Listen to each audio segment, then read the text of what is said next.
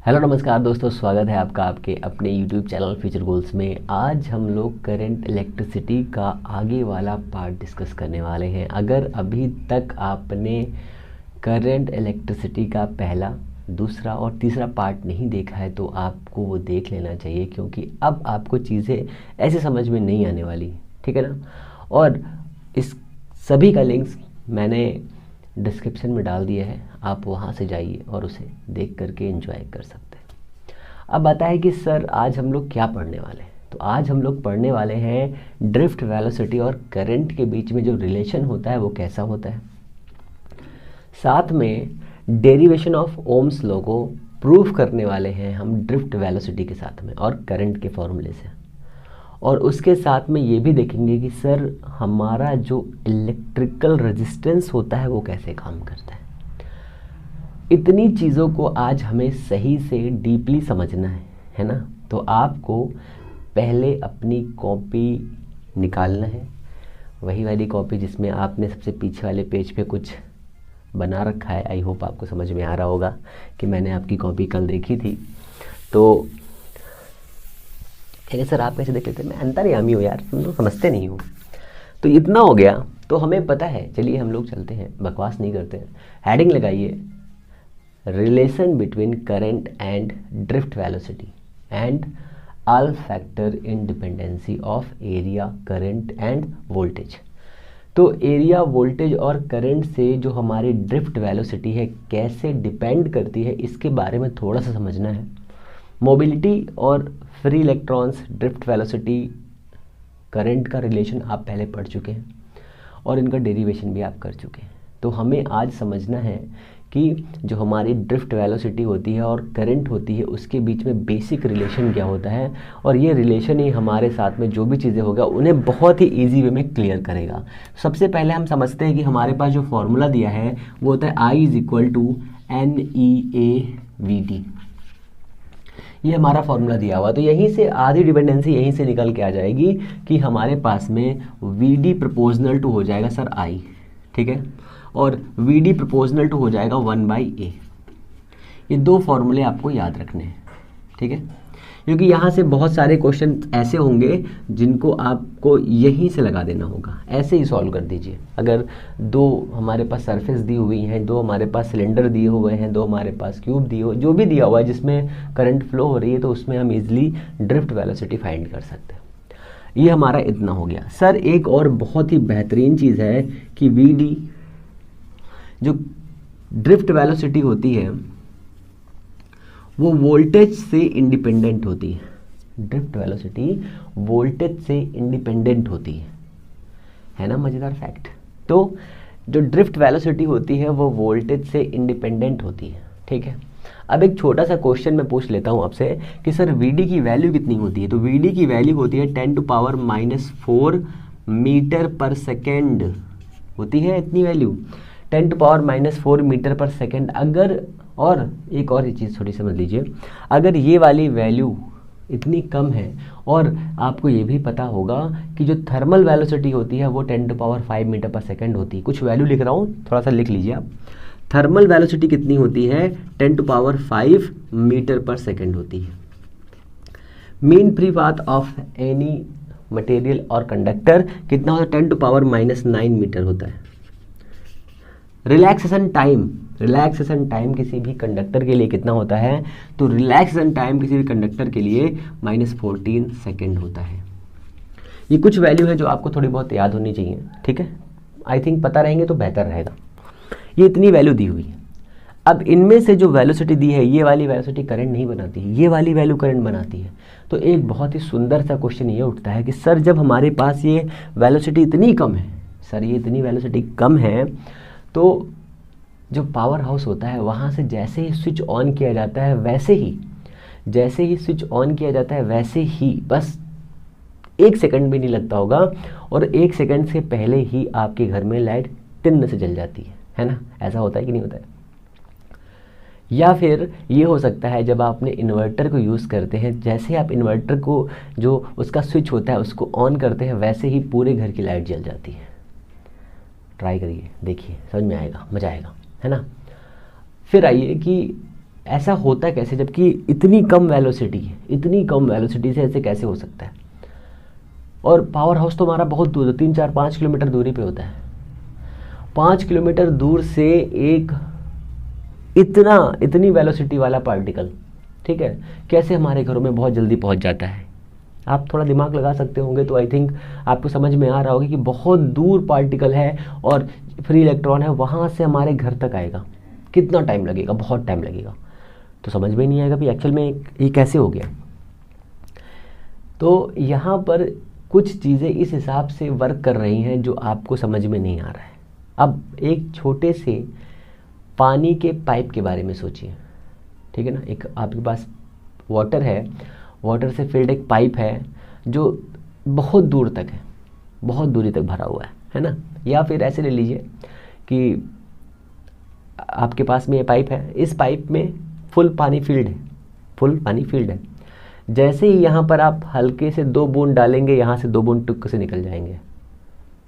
ऐसा होता है? कहेंगे होता है। फिर समझिए, यहाँ पर ये पाइप 100 मीटर लंबा है और हमने यहाँ पर सिर्फ 1 लोटा पानी डाला है, तो यहाँ पर क्या होगा? 1 लोटा पानी इधर से निकल जाएगा। जैसे ही आप यहाँ पर वाटर को डालेंगे वैसे ही यहाँ से वाटर इजेक्ट हो जाएगा। समझ में आ रहा है कुछ? हाँ, क्लियर। आप समझिए। अब बाल्टी का एग्जाम्पल ले लीजिए।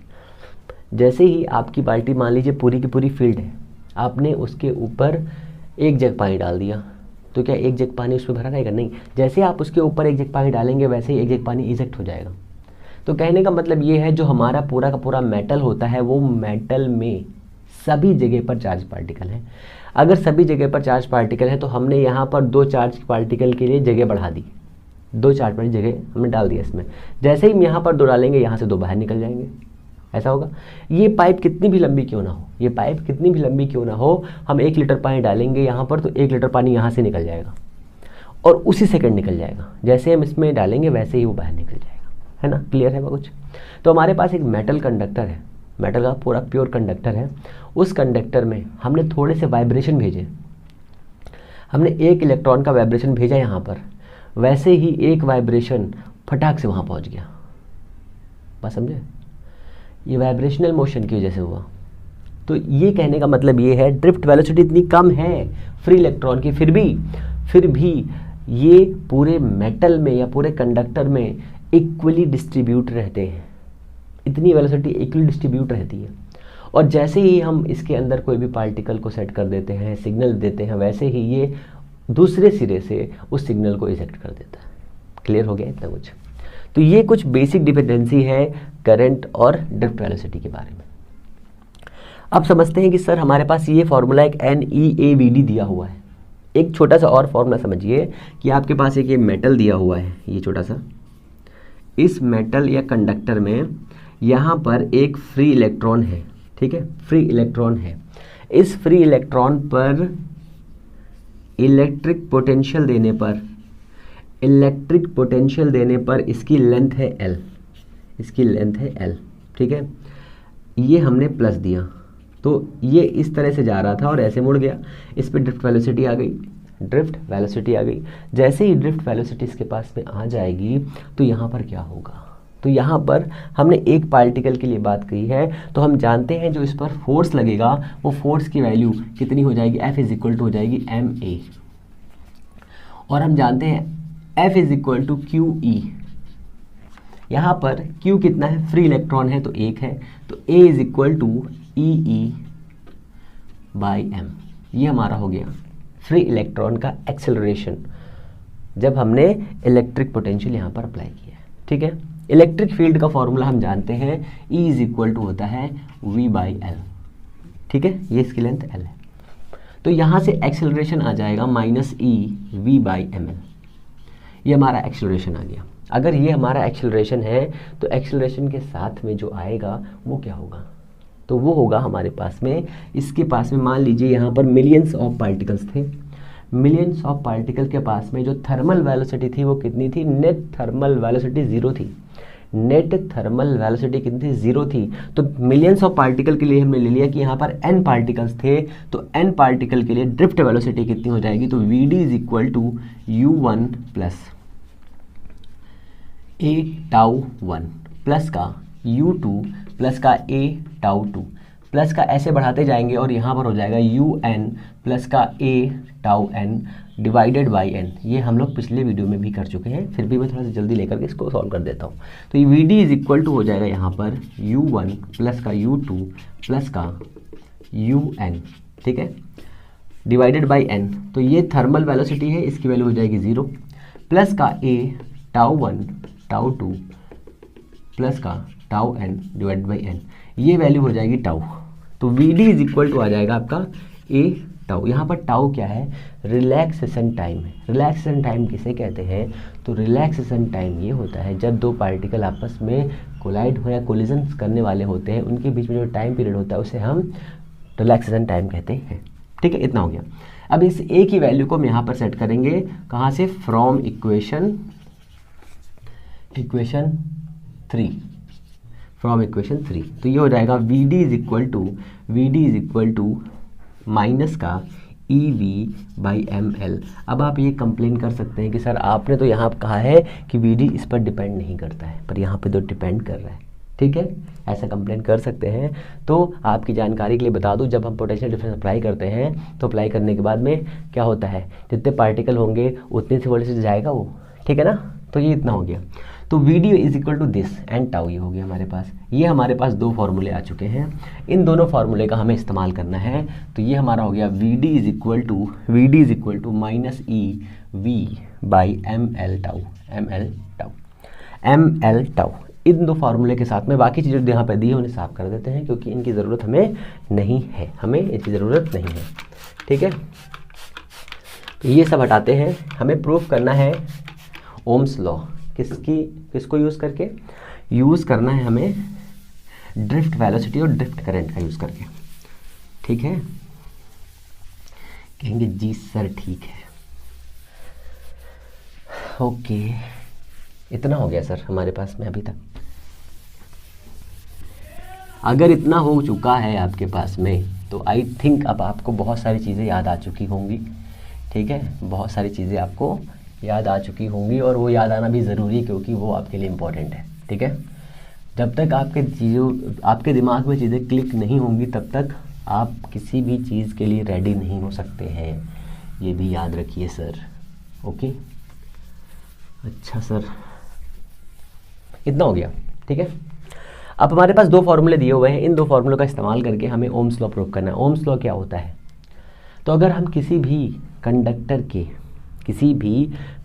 के फिजिकल स्टेट को कांस्टेंट कर दें। सर फिजिकल स्टेट क्या होते हैं? भौतिक अवस्थाएं क्या होती हैं? तो फिजिकल स्टेट होता है टेम्परेचर, प्रेशर एंड उसके अंदर प्रेजेंट मॉलिक्यूल का स्ट्रक्चर।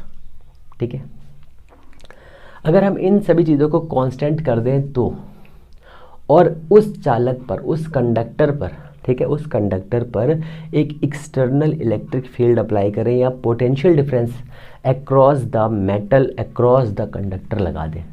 ठीक है, जैसे ही ये अप्लाई करेंगे तो उसके अंदर डेवलप होने वाला पोटेंशियल डिफरेंस उस चालक या कंडक्टर के अंदर बनने वाले करंट के डायरेक्टली प्रोपोर्शनल होगा। यही ओम्स का लॉ है और हमें यही प्रूफ करना है, means V proportional to I proof करना है हम लोगों को। ठीक है ना, तो इन दो लॉस को हमें मिला देना है। तो जैसे ही हम इस वाले फॉर्मूले में इस VD की वैल्यू पुट करते हैं तो ये इक्वेशन हो गई हमारी 1 और ये इक्वेशन हो गई 2। ठीक है, from equation 1 and 2 I is equal to N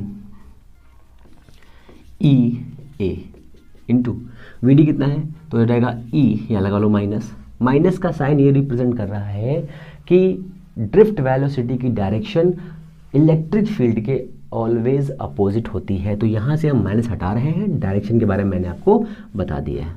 EV by ML and tau. यहाँ पर देखिए क्या हो रहा है, तो ये हमारा V और I तो आ गया है। ठीक है, इस वाली वैल्यू को आगे बढ़ा दीजिए। तो I is equal to NE square, NE और E स्क्वायर हो गया A into V by M into L। इतना हो गया सर। तो ये हमारे पास आ गया V इज इक्वल टू और या V बाई I कर लीजिए, ये v दिया है, इसके नीचे i गया, इज इक्वल टू ये z, तो ये हो जाएगा ml/n e² एंड a। तो v/i इज इक्वल टू होता है क्या, r होता है। तो ये वाला फॉर्म जो आएगा इसे हम रेजिस्टेंस कह सकते हैं, रेजिस्टेंस कह सकते हैं। कौन सा रेजिस्टेंस, इलेक्ट्रिक रेजिस्टेंस, ठीक है, इलेक्ट्रिकल रेजिस्टेंस लिखिए यहाँ पर, electrical resistance R is equal to this. तो हमारे पास R का फॉर्मूला आया, R is equal to ml/n e² a। तो ये हमारे पास फॉर्मूला आ गया। तो अगर हमारे पास कोई गिवन सैंपल है, कोई गिवन सैंपल है, गिवन सैंपल या गिवन पैटर्न सैंपल दिया हुआ है, तो ये मान लीजिए गिवन सैंपल है और हमें इस सैंपल के ऊपर एक्सपेरिमेंट करना है। ये कॉपर का पीस है, इस कॉपर के पीस में n इज इक्वल टू 10⁻29 है, इसकी लेंथ 1 मीटर है और इसके जो इलेक्ट्रॉन है मीन्स E और M, E is equal to 1.6 10⁻19, ये तो होता ही आपको पता है। M इज इक्वल टू 9.1 10⁻31, ये भी आपको पता है, ये दो चीज़ें आपको पता है, ठीक है। तो E कांस्टेंट हो गया, N भी हमने कांस्टेंट कर दिया, L भी हमने कांस्टेंट कर दिया और इसकी रेडियस ले ली सर, इसकी रेडियस ले ली 1 सेंटीमीटर, 1 सेंटीमीटर इसकी रेडियस ले ली। तो रेडियस ले लेंगे तो a is equal to πr² आ जाएगा, a is equal to πr², मतलब हमने a भी कांस्टेंट कर दिया, ये भी कांस्टेंट कर दिया, एक वैल्यू हम लोग मिस कर रहे हैं, ml टाउ, हाँ हमने यहाँ टाउ लिख लीजिए, ये सारी वैल्यू हमने कांस्टेंट कर दी। जैसे ही हमने सारी वैल्यू कांस्टेंट कर दी है वैसे ही आप देखिए m हमारे पास कांस्टेंट, l हमारे पास कांस्टेंट, a हमारे पास कांस्टेंट, e हमारे पास कांस्टेंट और n भी कांस्टेंट हमारे पास हो गया फॉर गिवन सैंपल, ठीक है। अब आता है सर टाउ, टाउ भी कांस्टेंट कर सकते हैं, बिल्कुल कर सकते हैं। कैसे करेंगे, हमने ले लिया कि हम जिस लैब में एक्सपेरिमेंट कर रहे हैं उस लैब का टेम्परेचर 27 डिग्री सेंटीग्रेड है, T is equal to 27 degree centigrade और 300 केल्विन। 300 केल्विन, केल्विन कैसे कन्वर्ट करते हैं, इस डिग्री सेंटीग्रेड में 273 ऐड कर देते हैं। अगर हमने ये कांस्टेंट कर दिया तो पूरे एक्सपेरिमेंट में रिलैक्सेशन टाइम भी कांस्टेंट हो जाएगा, तो ये पूरी की पूरी वैल्यू क्या हो गई, कांस्टेंट हो गई। तो v/i इज इक्वल टू ये पूरा कांस्टेंट हो गया, तो यहाँ पर हम क्या लिखेंगे, v/i is equal to constant, और हमें यही फॉर्मूला प्रूफ करना था, हमें यही फॉर्मूला प्रूफ करना था, ठीक है। अब इस वाले फॉर्मूले से हमें ये समझ में आता है कि अगर हमारे पास कोई गिवन सैंपल है, अगर हमारे पास कोई दिया गया चालक है, कंडक्टर है, उसमें अगर हम करंट और वोल्टेज का रेशियो निकालते हैं, ठीक है, करंट और वोल्टेज का रेशियो निकालते हैं तो हमें कंडक्टिविटी मिलती है। कहेंगे सर कंडक्टिविटी बता रहे हैं आप, रेजिस्टेंस बताया नहीं आपने। तो रेजिस्टेंस ये हमारा हो गया, ये जो कांस्टेंट है ये हमारा रेजिस्टेंस है और इस रेजिस्टेंस का फॉर्मूला ये होता है, ठीक है। फिर आता है सर इलेक्ट्रिक रेजिस्टेंस कहते किसे, what is the electric resistance. तो रेजिस्टेंस हम उसे कहेंगे, जैसे कि मान लीजिए हमारे पास एक कंडक्टर दिया हुआ है जो फाइनली मैंने यहाँ बनाया था, इसको मैं यहाँ बनाता हूँ, तो ये हमारे पास हो गया एक हमारा कंडक्टर, ठीक है। ज़रूरी नहीं है कि कंडक्टर आपका सिलिंड्रिकल ही हो, ज़रूरी नहीं है कि आपका कंडक्टर सिलिंड्रिकल ही हो, ठीक है। तो ये हमारा एक कंडक्टर हो गया, इसके अंदर हमने वोल्टेज अप्लाई कर दिया भाई। जैसे ही हमने इसके अक्रॉस वोल्टेज अप्लाई किया, ठीक है, जैसे ही हमने इसके अंदर वोल्टेज अप्लाई किया अक्रॉस दिस, ठीक है, तो वोल्टेज तो ये हो गया प्लस वाला भैया और ये हो गया माइनस वाला भाई साहब, ठीक है। करंट की डायरेक्शन हो जाएगी ये वाली, ऐसे करंट फ्लो होगी, ठीक है। इस करंट की डायरेक्शन के अपोजिट, इस करंट की डायरेक्शन के अपोजिट इलेक्ट्रॉन का मोशन होगा, ये इधर होगा और इलेक्ट्रॉन इस डायरेक्शन में जाएगा, ठीक है। बहुत ध्यान समझो, करंट इस डायरेक्शन में जाएगी प्लस से माइनस की ओर और माइनस से प्लस की ओर इलेक्ट्रॉन का फ्लो होगा। ये अभी हम लोग को नेक्स्ट चैप्टर में बहुत काम आएगा, ठीक है। प्लस से माइनस की ओर करंट और माइनस से प्लस की ओर इलेक्ट्रॉन का फ्लो होगा। अब इलेक्ट्रॉन के फ्लो के बीच में, इलेक्ट्रॉन के फ्लो के बीच में या करंट के फ्लो के बीच में, करंट के फ्लो के बीच में जब इलेक्ट्रॉन चलेगा तभी करंट बनेगी। इलेक्ट्रॉन और करंट के एक एक वर्ड को समझिए, जब हम करंट के रास्ते में थोड़ी थोड़ी सी, है ना, थोड़े थोड़े से स्टॉप आने लगते हैं, रुकावट आने लगती है, कौन रोकता है इसे? तो इसके अंदर प्रेजेंट जो हमारे मॉलिक्यूल्स थे या फ्री इलेक्ट्रॉन्स थे, ये फ्री इलेक्ट्रॉन्स थे, इसके अंदर फ्री इलेक्ट्रॉन्स थे, ये सब free electron potential difference apply करने के बाद में क्या होने लगे? टेढ़ी मेढ़ी गति कर रहे थे, अलाइन होने लगे। क्या एक्चुअल में सारे पार्टिकल अलाइन हो जाते? नहीं, सारे पार्टिकल एक्चुअल में अलाइन नहीं होते हैं, ठीक है, सारे पार्टिकल एक्चुअल में अलाइन नहीं होते हैं, अलाइन होने की कोशिश करते हैं और कोशिश के टाइम पर वो एक दूसरे को हिट करते रहते हैं, एक दूसरे को हिट करते रहते हैं। जैसे ही वो एक दूसरे को हिट करते हैं, जैसे ही एक दूसरे को हिट करते हैं, अपनी एनर्जी को दूसरे के पास में ट्रांसफ़र कर देते हैं, अपनी एनर्जी को दूसरे के पास में ट्रांसफ़र कर देते हैं, और ट्रांसफ़र करने से यहाँ पर हीट एनर्जी बन जाती है। और ये जो टक्कर लगातार होती रहती है, जिसकी वजह से इस करंट के रास्ते में छोटी छोटी सी रुकावटें आने लगती हैं, ठीक है ना, रेजिस्टेंस आने लगता है, स्मॉल रेजिस्टेंस आने लगता है, ठीक है ना। वो स्मॉल रेजिस्टेंस फाइनली बड़ा होकर के फुल रेजिस्टेंस बन जाता है ना, फुल रेजिस्टेंस बन जाता है। तो इन शॉर्ट में हम ये कह सकते हैं कि किसी भी कंडक्टर के अंदर करंट फ्लो होने के रास्ते में या पाथ में जो रेजिस्टेंस आता है, उस रेजिस्टेंस को हम इलेक्ट्रिकल रेजिस्टेंस कहते हैं, ठीक है ना। जो रुकावट आती है, जो स्टॉपेज आते हैं, ठीक है, ये करता कौन क्रिएट कर रहा है? तो ये कंडक्टर क्रिएट करता है। और किसकी वजह से होता है? फ्री इलेक्ट्रॉन के कोलिजन्स की वजह से होता है। क्लियर हो गया? तो ये हमारा इलेक्ट्रिकल रेजिस्टेंस होता है। रेजिस्टेंस का फॉर्मूला ये होता है सर, और एक दूसरा फॉर्मूला होता है V/I is equal to R, ये sorry, V/I is equal to R, ये इतना हो गया। और ये हमारा एक फार्मूला हो गया, ये भी आप समझिए कैसे क्या हुआ इस फार्मूले में। अब आता है कि sir V/I is equal to R होता है, क्या V/I को भी हम रेजिस्टेंस कह सकते हैं? बिल्कुल कह सकते हैं, बट सभी पोटेंशियल और करंट के रेशियो को हम रेजिस्टेंस नहीं कह सकते हैं। ये बात नोट कर लीजिए। सभी वोल्टेज और करंट के रेशियो को, जितने भी गिवन सैंपल होंगे, उन सभी गिवन सैंपल्स के लिए ज़रूरी नहीं है, डिफरेंट टाइप के कंडक्टर्स के लिए, जैसे मान लीजिए आपने एल्युमिनियम ले लिया, आपने आयरन ले लिया, आपने और भी कोई डिफरेंट टाइप का मेटल, मान लीजिए आपने सिलिकॉन ले लिया, सिलिका ले लिया आपने, ठीक है ना, सिलिका सेमीकंडक्टर होता है, उसका पोटेंशियल निकाला और करंट निकाली, दोनों का रेशियो कर दिया, रजिस्टर निकल, नहीं, गलत हो जाएगा, है ना। तो ये चीज़ें आपको याद रखनी है कि कौन से के लिए कितना फॉलो होगा। तो ये भी नोट रखिए कि वोल्टेज और करंट के रेशियो को रेजिस्टेंस कहते हैं, बट सभी वैल्यू के लिए ये वैलिड नहीं होता है, सभी वैल्यू के लिए ये वैलिड नहीं होता है। तो रेजिस्टेंस आपको आई होप समझ में आ गया होगा। अब रेजिस्टेंस के लिए आता है कि सर इलेक्ट्रिकल रेजिस्टेंस का जो यूनिट होता है वो कितना होता है, यूनिट कितना होता है। सबसे पहले इसके बारे में साइमन ओम ने बहुत सारी खोज की, बहुत सारी थ्योरी पब्लिश करी। तो ओम एक इनका बेहतरीन सा वो है, ओम तो इसकी यूनिट होती है ओम, यूनिट होती है रेजिस्टेंस की ओम, इसकी यूनिट होती है ओम, ठीक है। डायमेंशन की बात करते हैं, सबसे इंपॉर्टेंट डायमेंशन क्या होती है सर? डायमेंशन, तो dimension R is equal to V/I होता है। तो voltage V is equal to W/Q होता है, W is equal to ML2T-2 होता है, और Q is equal to AT होता है।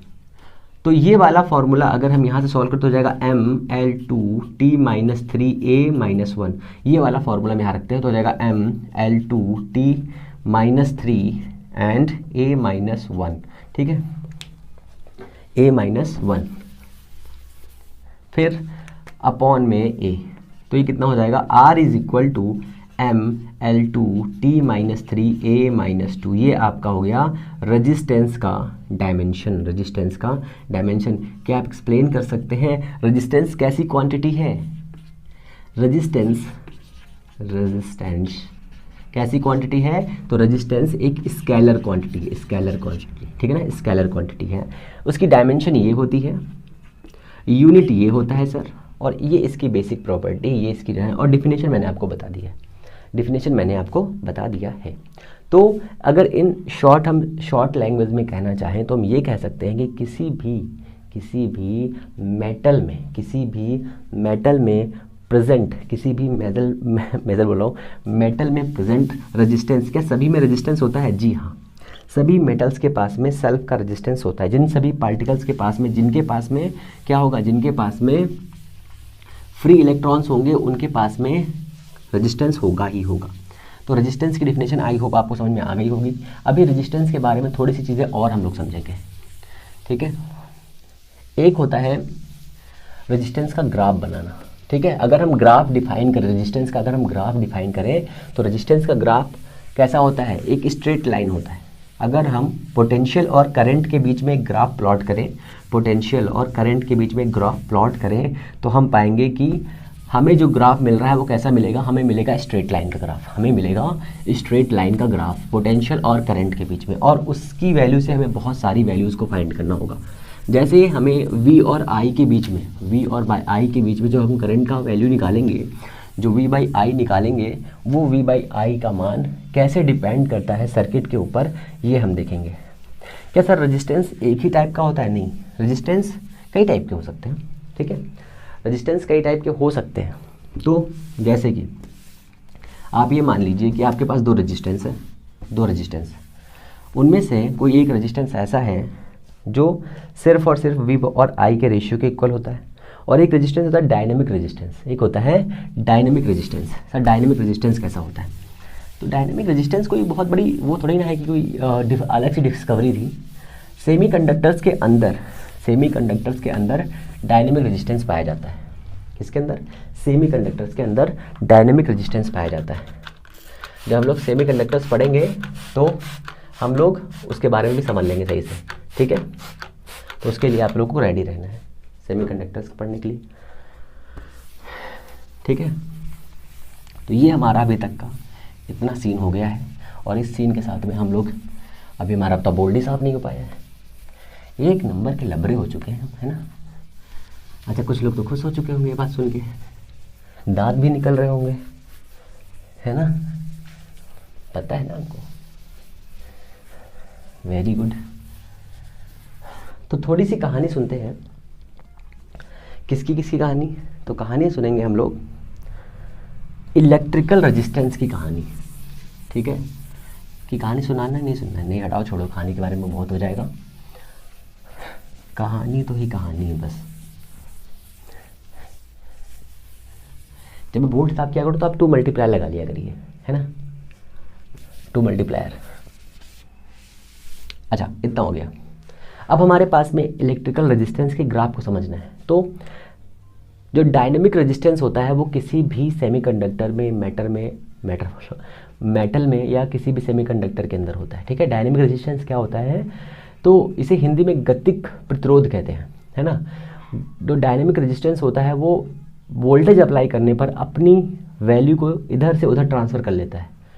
डायनेमिक रेजिस्टेंस को हम ट्रांसफरेबल रेजिस्टेंस भी कहते हैं, ठीक है। हिंदी में इसे गतिक प्रतिरोध कहते हैं, ठीक है।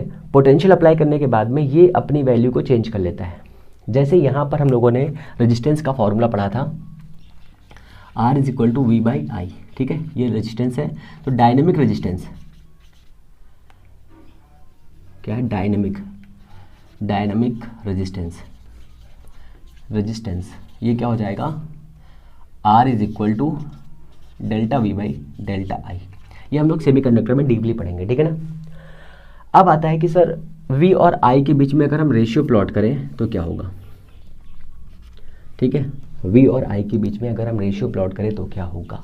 तो V = IR, V/I = R होता है। अगर हम I को X एक्सेस पे ले लें और V को V एक्सेस पे ले लें, मीन्स Y एक्सेस पे ले लें, V को Y एक्सेस पे ले लें, तो हमें जो एक स्ट्रेट लाइन मिलेगी, ठीक है।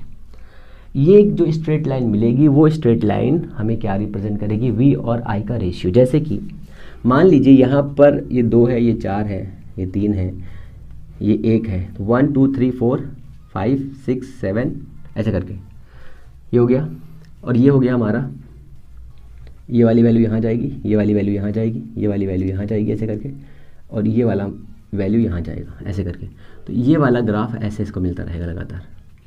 मीन्स दोनों का रेशियो फिक्स ही रहेगा, दोनों का रेशियो फिक्स रहेगा और ग्राफ प्लॉट होता जाएगा। तो ये हमारा हो गया कितना? अगर मान लीजिए ये वाला ग्राफ इस तरह से दिया हुआ है, ये हमारा I है, ये हमारा V है, और इसके बीच का एंगल थीटा है, तो ये जो छोटा सा हम ग्राफ बनाएंगे तो सारे एंगल थीटा हो जाएंगे। तो यहाँ पर हमने कहा कि सर इसकी स्लोप कितनी होगी? स्लोप तो हमने यहाँ पर ऐसे थोड़े से एंगल काट लिया, थोड़ा सा डी वाई काटा, थोड़ा सा डी वाई काटा, थोड़ा सा डी एक्स काटा। मीन्स इस v के कई छोटे पार्ट कर लिए और इस i के कई छोटे पार्ट कर लिए, ठीक है। तो i का छोटा पार्ट हमने यहाँ से काट लिया छोटा सा, जिसे हम डी आई कह सकते हैं, ये वाला, और इसके हमने डी वी काट दिया, मान लो ऐसे करके। तो जो ये ट्राइंगल बनेगा, ये वाला ट्राइंगल, ठीक है ना, ये ट्राइंगल क्या रिप्रेजेंट करेगा, ये ट्राइंगल रिप्रेजेंट करेगा इसका क्या, रेजिस्टेंस। कैसे, तो tan theta is equal to क्या होगा यहाँ पर, tan theta is equal to हो जाएगा, देखो ये वाली वैल्यू v हो जाएगी, ये वाली वैल्यू i हो जाएगी, तो tan थीटा हो जाएगा v बाई आई, ठीक है, v by I, tan theta यही तो होगा, tan थीटा यही तो होगा ना, tan थीटा हो जाएगा v बाई आई। तो यहाँ से जो हमारे पास वैल्यू आएगी tan theta is equal to आ जाएगा r, tan theta is equal to आ जाएगा r, ठीक है। ये कब आएगा, जब ये ग्राफ आई एक्स पर होगा, आई एक्स पर होगा और वाई वी पर होगा, ठीक है, वी वाई पर होगा। अगर यही ग्राफ में जो वैल्यू हमने ली है ये दूसरी तरह से आ सकती है, यदि इफ ये दिया हुआ है, ये एंगल हमारा थीटा है और ये हमारा दिया है वोल्टेज और ये दी हमारी करंट, ठीक है।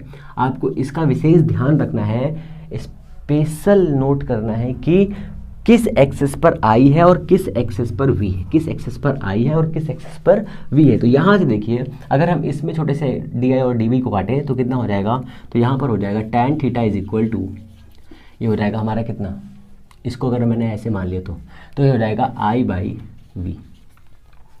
इस ट्राइंगल को कंप्लीट कर दे तो ये ऐसे ट्राइंगल कंप्लीट हो जाएगा ऐसे करके। तो इस ट्राइंगल को अगर हम अप्लाई करेंगे ए बी एंड सी में, ए बी सी में ट्राइंगल लगा दें तो आई बाई वी हो जाएगा। किसी पार्टिकुलर दी हुई वैल्यू के लिए हम ये अप्लाई कर रहे हैं, जरूरी नहीं कि हमने ये इस ट्राइंगल को बनाया है तो यहाँ से आप ट्राइंगल बना सकते हैं ऐसे करके। ये ट्राइंगल ले लीजिए, ये ट्राइंगल ले लीजिए, ये वाला ट्राइंगल, कोई भी ट्राइंगल ले सकते हैं। तो ये हमारा हो गया इतना। अब देखिए यहाँ पर ये कितना है, तो tan theta is equal to यहाँ पर आएगा कितना, v is equal to I R, तो 1 बाई आर आएगा। Here r is equal to आएगा cot थीटा, ठीक है। क्या चेंज किया है हमने, इसकी एक्सिस की डायरेक्शन को चेंज कर दिया है। जैसे ही एक्सिस की डायरेक्शन को चेंज करेंगे वैसे ही वैल्यू चेंज हो जाएगी, वैसे ही ये वैल्यू चेंज हो जाएगी, ठीक है। अब कहेंगे सर बड़ा कन्फ्यूजन है, बड़ा दर्द है ना। तो दर्द को साइड में रखना है, पढ़ाई करते रहिए। कभी कभी लाइफ में चीज़ें हो जाती हैं। देखिए यहाँ पर मैंने इस तरह से लिया था, यहाँ पर मैंने इस तरह से ले लिया। तो आपको हर चीज़ को दो तरीके से देखना होगा, एक अच्छे तरीके से और एक गंदे तरीके से। जब आप ये देखने जान जाएंगे तो आपको हर चीज़ अच्छी लगने लगेगी, ठीक है ना। तो ये हमारे पास इतना हो गया। क्या सर गलत हो गया, मतलब ये ख़त्म हो गया? नहीं, अभी ख़त्म नहीं हुआ सर, अभी इसमें बहुत चीज़ें बाकी हैं। क्या, ये जो हमने लिया है, आपको रेजिस्टेंस याद होगा, रेजिस्टेंस हमने लिया था एक पार्टिकुलर टेम्परेचर पर, R is equal to ml tau by NE² A, ये लिया था नहीं लिया था।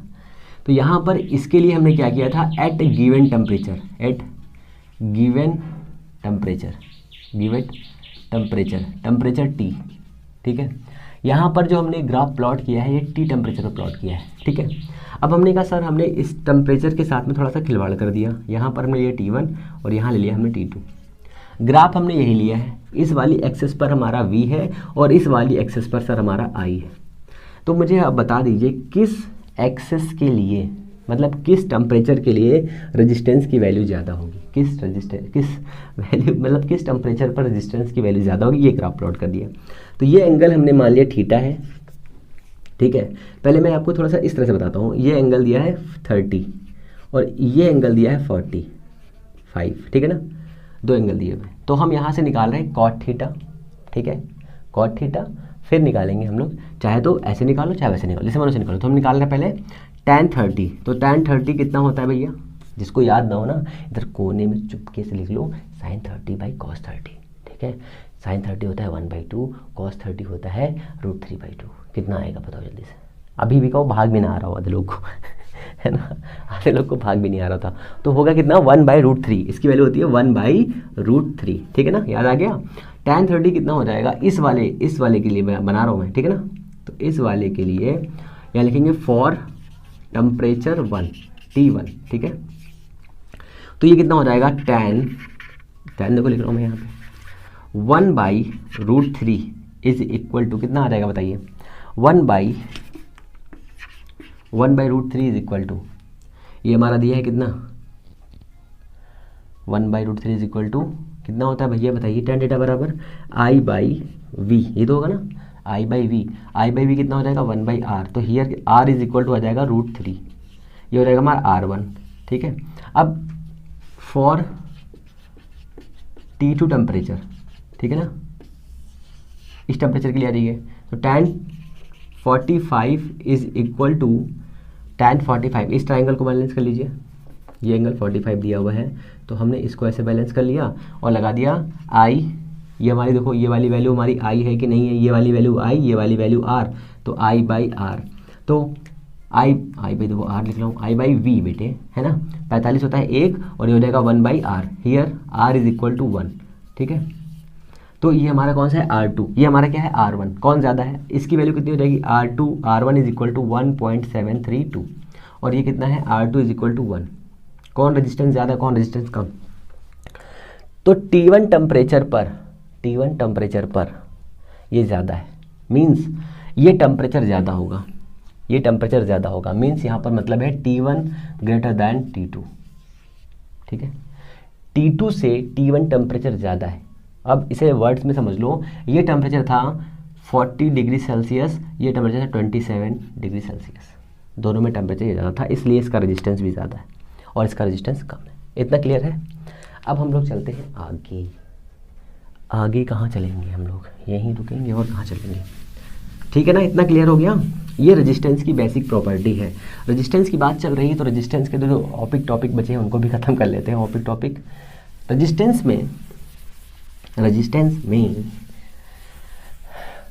की डिपेंडेंसी देख लेते हैं ना, रेजिस्टेंस की डिपेंडेंसी भी देख लेते हैं, क्योंकि ये भी हमें समझना है। रेजिस्टेंस की डिपेंडेंसी देख लेते हैं साथ में, पर रेजिस्टेंस की डिपेंडेंसी देखेंगे तो गड़बड़ हो जाएगा। क्या गड़बड़ हो जाएगा, कुछ नहीं गड़बड़ होगा। इतना आपको रेजिस्टेंस के चीज़ों में याद रखना है, इतना आपको रेजिस्टेंस की चीज़ों में याद रखना है कि कैसे क्या इसको सॉल्व करना है। ये हमारा रेजिस्टेंस का टॉपिक हो गया पूरा का पूरा ख़त्म। अब हमें ओम्स लॉ में जब ओम सर्किट पढ़ेंगे, नॉन ओमिक सर्किट पढ़ेंगे, तो वहाँ पर देखा जाएगा कि और क्या चीज़ें आएंगी बन करके, ठीक है। ये हमारा इतना हो गया।